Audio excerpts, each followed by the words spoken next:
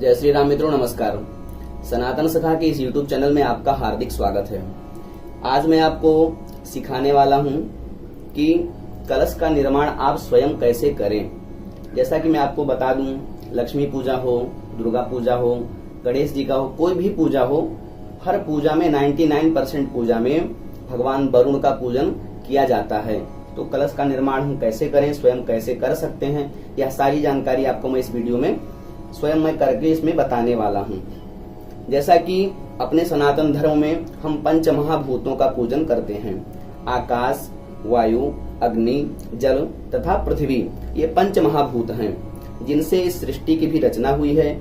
और मानव शरीर में, हम सभी के शरीर में ये जो है इनके सारे तत्व, सारे गुण पाए जाते हैं। तो इनमें से जैसे हमें वायु की आवश्यकता होती है, ऐसे ही भगवान वरुण यानी जल की आवश्यकता होती है। हमारे शरीर में भी जल तत्व जो है सबसे ज्यादा रहता है।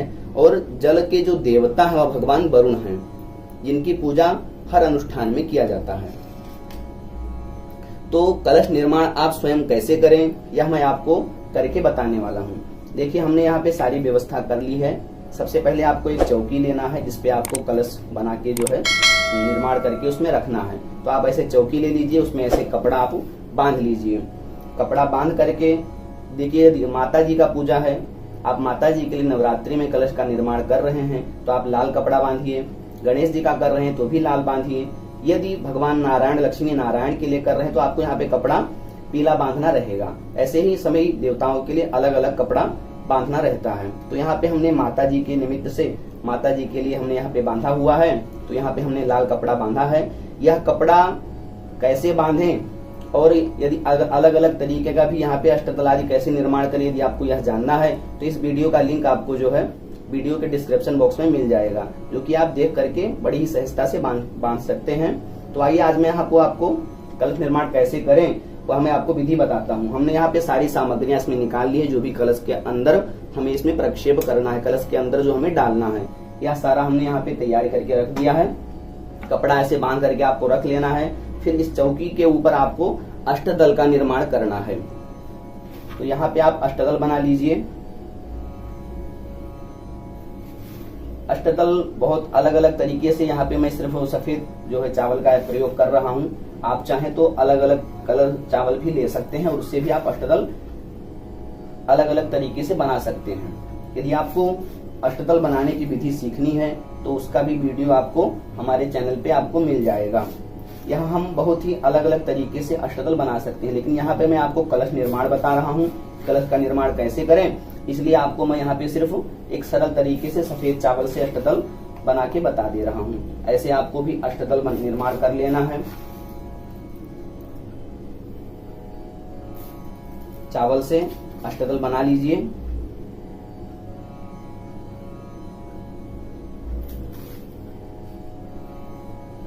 देखिए, बड़ी ही सरल तरीके से मैंने आपको बता दिया कि अष्टदल कैसे बनाए। इसमें आपको थोड़ा सा अलग आकार दे देना है। दल ऐसे आपको 8 दिशा में 8 दल आपको निकाल देना है।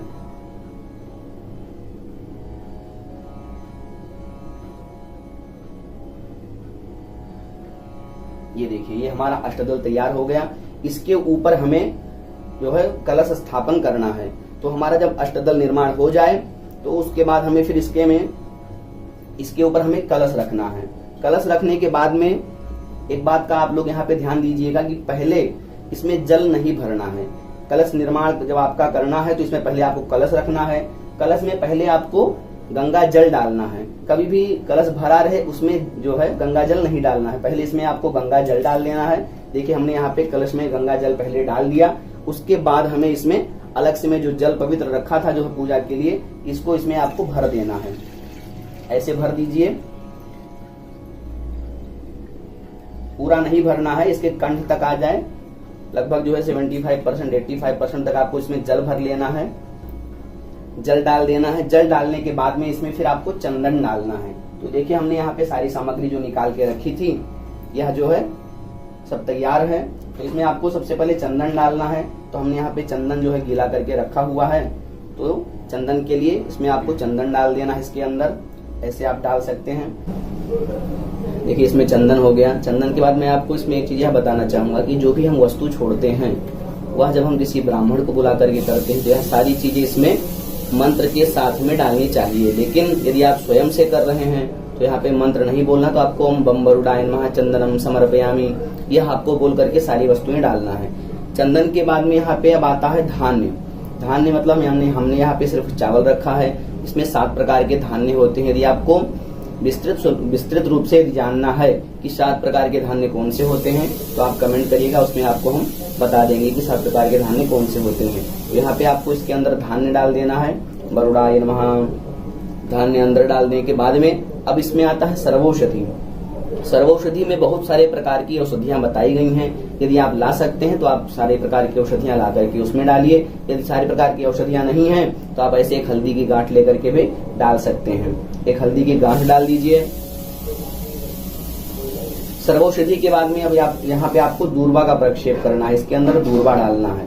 तो बम वरुणाय नमः दूर्वांकुरान समर्पयामि दूर्वांकुर पत्र उसके अंदर डाल दीजिए। दूर्वा के बाद में अब इसमें हमें यहाँ पे पंच पल्लव डालना है। तो पंच पल्लव के लिए 5 प्रकार के पल्लव को पंच पल्लव कहा जाता है, जिसमें कि हमने यहाँ पे सिर्फ आम के जो है पल्लव यहाँ पे लेकर के आए हैं, जो सर्वाधिक प्रचलन में है और सभी को बड़ी ही सहजता से प्राप्त हो जाता है। तो आपको यदि जानना है कि 5 प्रकार के पल्लव कौन से हैं तो उसके लिए भी आप कमेंट करिए। कमेंट बॉक्स में आप जाकर के कमेंट करेंगे तो हम आपको उसमें बता देंगे कि कौन से 5 प्रकार के 5 पल्लव होते हैं। लेकिन इसमें कुछ लोग क्या करते हैं कि यदि आम का भी नहीं मिलता है तो वो आसू पालो यानी इसे हम अशोक का पत्ता कहते हैं और पान का पत्ता लगा देते हैं। वह आपको नहीं लगाना है, आम का पत्ता ही लगाना है।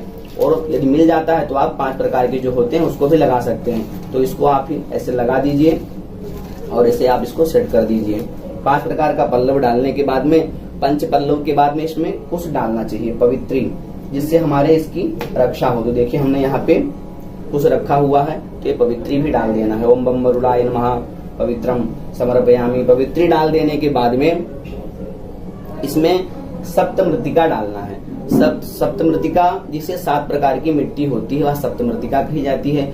उसके भी विषय में यदि आपको जानना है तो आप कमेंट करिए, मैं आपको बता दूंगा। यदि मैं आपको उसके विषय में ज्यादा बताने की कोशिश करूंगा तो वीडियो बहुत लंबा हो जाएगा, इसलिए यहाँ पे हमारे सप्तमृतिका मेरे पास भी नहीं थी तो सप्तमृतिका के अभाव में हम यहाँ पे उसमें अक्षर डाल दे रहे हैं। सप्तमृतिकाम समर्पयामि। सप्तमृतिका के बाद में इसमें पूगी फल यानी जिसे सुपारी कहते हैं वह सुपारी डालना चाहिए। तो यहाँ पे मैं सुपारी डाल रहा हूँ। ओम बम वरुणाय नमः पूगी फलम समर्पयामि। सप्तमृतिका पूगी फल हो जाने के बाद में इसमें 5 प्रकार के रत्न डालने चाहिए, जिसे पंचरत्न कहते हैं। जो आजकल आपको बाजार में मिलते हैं वह पंचरत्न नहीं रहते, वह सिर्फ प्लास्टिक के किसी भी तरीके का क्या आता है वह हमें पता नहीं, तो वह आपको नहीं डालना है। यदि 5 प्रकार के रत्न भी जानना चाहते तो आप हमसे बाद में पूछ सकते हैं, मैं आपको अवश्य बताऊंगा इन सभी के विषय में। पंचरत्न की जगह पे भी हमें यहाँ पे या फिर हम सिक्के का भी उपयोग कर सकते हैं, नहीं तो फिर चावल सभी जगह पे आ जाता है। तो पंचरत्न की जगह पे हमने यहाँ पे चावल डाल दिया। पंचरत्नम समर्पयामि। पंचरत्न की जगह हमने यहाँ पे चावल डाल दिया। उसके बाद हमें इसमें द्रव्य डालना चाहिए। द्रव्य की जगह में आप इसमें हमने यहाँ पे एक कॉइन रखा है, एक सिक्का, तो इसको आपको अंदर डाल देना है। ओम बम वरुणाय नमो नमः द्रव्य दक्षिणाम समर्पयामि। इसके अंदर दक्षिणा डाल देना है। द्रव्य डालने के बाद इसमें सूत्र वेष्टन करना है, गले में मौली बांधना है। तो आप जो है जो मौली हाथ में बांधते हैं उसे भी ले सकते हैं या फिर जो आपके पास में उस समय उपलब्ध हो उसे आप बांध सकते हैं। तो ये देखिए हमने यहाँ पे गले में मौली बांध देते हैं। जिस भी देवता का आप पूजन कर रहे हैं, मान लीजिए आप यहाँ पे आज नवरात्रि का हम कलश स्थापन कर रहे हैं तो माता जी का चिंतन करते रहिए। यदि गणेश जी का कर रहे हैं तो ओम गणपतये नमः ऐसे मंत्र जपते भगवान गणेश जी का चिंतन करते रहिए। हमने यहाँ पे लाल सूत्र इसके अंदर जो है कलश के गले में हमने बांध दिया। सूत्र वेष्टन के बाद में पूर्ण पात्र जो है रखना चाहिए।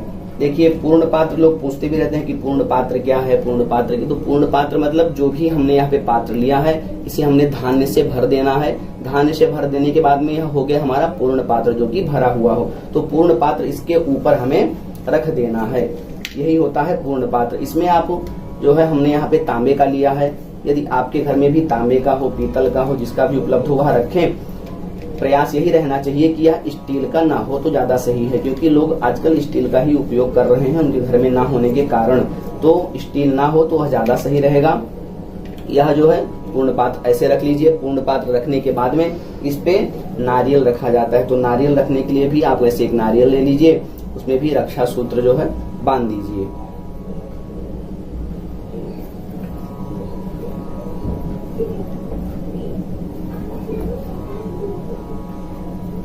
ऐसे आपको लपेट लेना है नारियल, ताकि आपका बहुत ही दिव्य और सुंदर भी दिखेगा। तो ऐसे आप नारियल में वस्त्र जो है लगा दीजिए।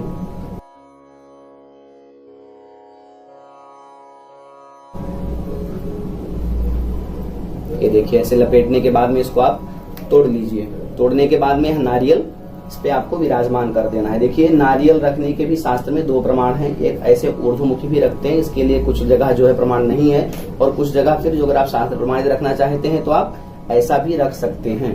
तो यह हो गया हमारा कलश स्थापन की विधि कि हम जो है कैसे तैयार करें। हमारा यह कलश यहाँ पे तैयार हो चुका है। फिर उसके बाद में आपको यहाँ पे देखिए, हमने पहले से एक स्वस्तिक बना के रखा है, आपको भी ऐसे स्वस्तिक बना लेना है। कलश आपको ऐसे स्थापित कर देना है। फिर इसके ऊपर यदि आप ऐसा करते हैं तो भी सही है, और कुछ जगह इसका प्रमाण ऐसा भी है। ऐसा नहीं कि इसको हम ऐसा नहीं रख सकते हैं। इसके विषय में यदि आपको विस्तृत रूप से जानकारी चाहिए तो मैं आपको इसके विषय में वीडियो बना के दे दूंगा। यह हमारा कलश जो है विधि का, हम कलश का निर्माण कैसे करें यह विधि मैं आपको बता दिया हूँ। अब इसके ऊपर यहाँ पे भगवान वरुण का आवाहन किया जाता है। हाथ में चावल लेकर के ओम बम वरुणाय नमः आवाहयामि स्थापयामि वरुण देवताभ्यो नमः ऐसा कह के उनका उसमें आवाहन कर लेना है। भगवान कलश में सारे देवी देवता निवास करते हैं।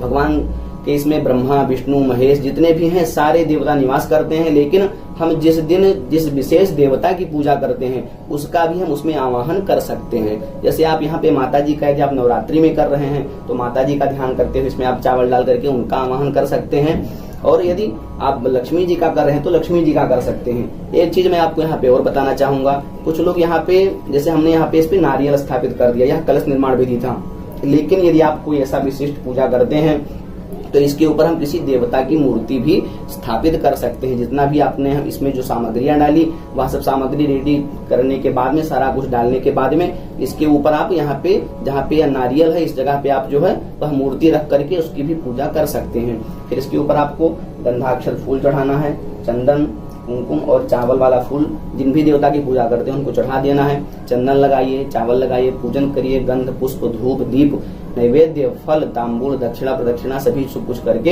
यहाँ पे आप इनका पूजन कर सकते हैं। यह थी कलश निर्माण की विधि की जानकारी।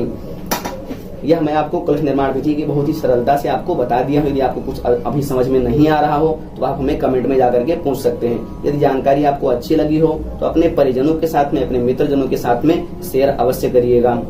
यदि आपको वीडियो पसंद आया हो तो कृपया वीडियो को लाइक और चैनल को सब्सक्राइब अवश्य करिएगा, जिससे हम आपके लिए ऐसे सनातन धर्म से जुड़ी सारी जानकारी इस चैनल के माध्यम से लाते रहते हैं। तो मिलते हैं फिर अगले एक नई जानकारी के साथ नए वीडियो में।